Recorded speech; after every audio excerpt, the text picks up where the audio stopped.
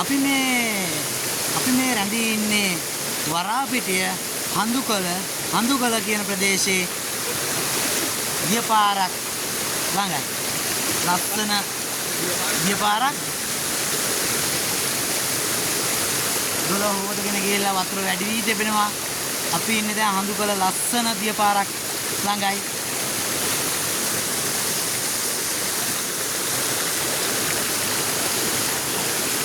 ඔබත් මෙතෙන්ට පැමිණෙනවා නම් පැමිණෙන්න ඕන වරාපිටිය තිත්තංගල්ල පන්සල පාරේ ඇවිල්ලා පන්සලට යටින් තියෙන පාරේ කිලෝමීටර් 4ක් විතර පැමිණියට පස්සේ මේ ලස්සන දියපාර ගාවට පැමිණෙන්න පුළුවන්.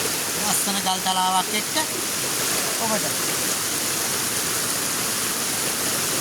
රස විඳීම සඳහා පැමිණෙන්න කියලා සියලු දෙනාට ආරාධනා කරනවා.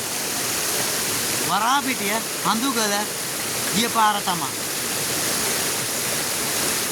ලස්සනට සෝබා දහමත් එක්ක පිරුණු ලස්සන වනපෙතක් එක්ක තේ කෑලි සමග සියලු දෙනාට ආරාධනා කරනවා පැමිණෙන්න වරාපිටිය හඳුගල